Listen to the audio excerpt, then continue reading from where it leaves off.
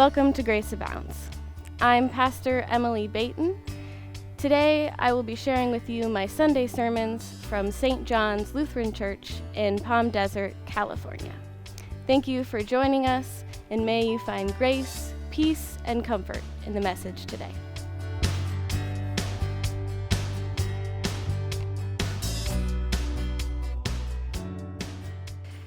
Three men are traveling on a dusty road. They are not in a hurry. They have been traveling long and far on their quest. Noise surrounds them as the bustle of the city picks up in early morning. But they stand out among the crowd. It is obvious that they are not from around here, with their fine fabric and weighed down beasts of burden. Though they have wealth, they have been traveling for months, and the wear is starting to show, not just on them, but on the camels they ride. One of them motions to pull off to the side so the camels can take a drink. "It shouldn't be much farther," says the other. "We've made it as far as Jerusalem, and Herod must know where this child is to be found." They come before King Herod, imploring him for the location of the child who has been born, King of the Jews. But Herod does not seem to know as much as they assumed. At least his scribes have a general location: Bethlehem. What an odd place for something so incredible to happen. But one cannot ignore the words of the prophet. As they leave Herod's presence, as a last request, Herod asks, "When you find the child, tell me where he is, so that I may pay him homage."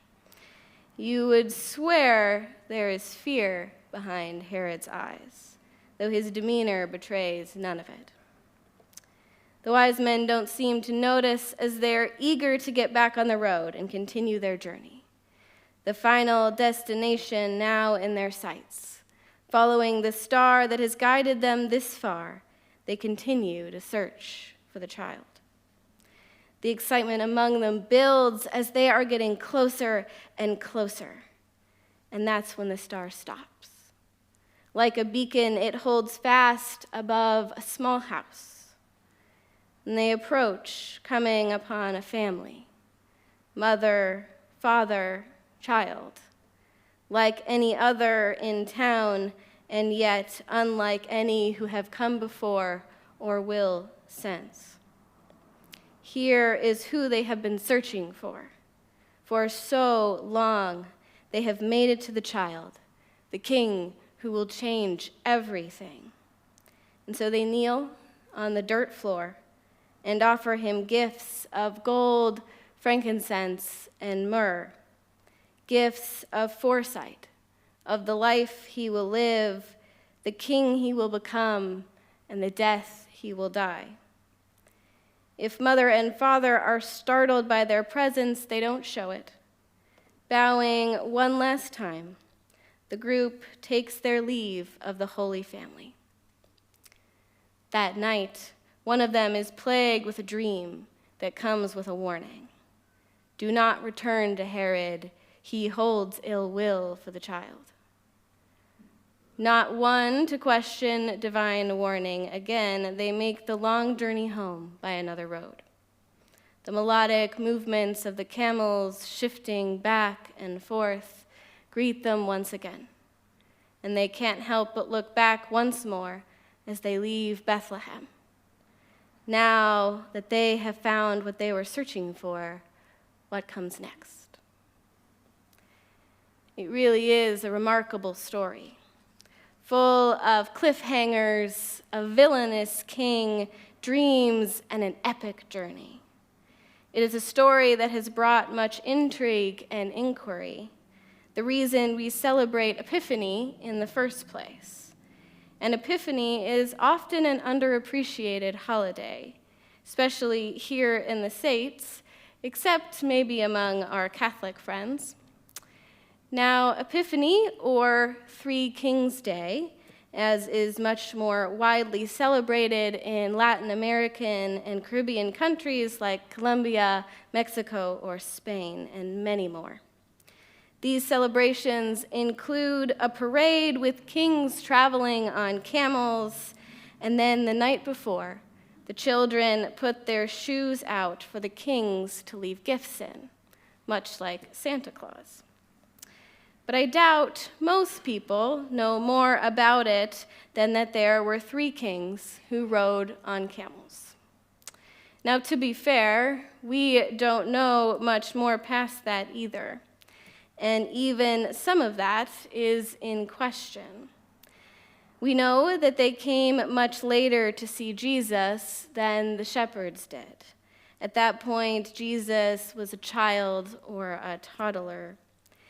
It never says that there were 3 of them, just that they came from the east and were wise men. The description of them as kings on camels actually comes from the Hebrew Bible text that we heard in Isaiah. All of these conflicting descriptions leads to many questions. Where were these Magi, wise men, kings originally from? What were their names? What route did they take to Bethlehem? By what star did they follow? And these are great questions with pages and pages of research to try and answer them, because I looked. But I'm interested in a different question. Why? Why did they search so diligently for this child? Why was the search for this truth so compelling, enough that they left their home, relatively comfortable life, and ended up in a small, insignificant town in Bethlehem? And they weren't the only ones searching. Before these foreign scholars, shepherds from the field came to see what had taken place. Even King Herod himself could not ignore the pull. That star must have been pretty remarkable. There are some things that transcend the need for explanation, for facts, because to behold them is to be in complete awe. But I'm going to explain it anyway because I'm a bit of a nerd. So, this star, what was it? A celestial body the wise men saw that was light years away. Whether it was a star, a planet, a comet, no one knows. But we do know that that light came from another time, because that is what a light year is, a measurement of the distance that light travels, and that takes time. And so the light from before was simultaneously seen by the wise men in the moment they decided to search for the newborn king. It is a light source seen by us today, thousands of years later. And I find that compelling enough. But there's more, because we have to ask ourselves that important question. Why? Why was it so important? I'll tell you. Because this star represents something more.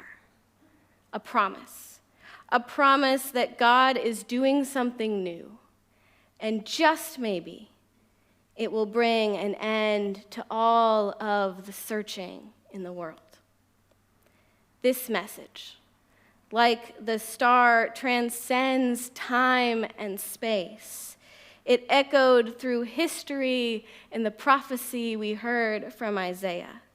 It compelled the shepherds and the wise men to go in search for this child. It called the disciples to drop their nets and follow this supposed king. And it extends to the promise of the Gentiles from Ephesians, outsiders who were part of this promise. It reaches us here in Palm Desert, right here, right now. So I ask a question again. Why? Why are you here?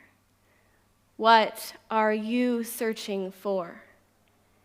And may you too find the answer under God's guiding light. Amen.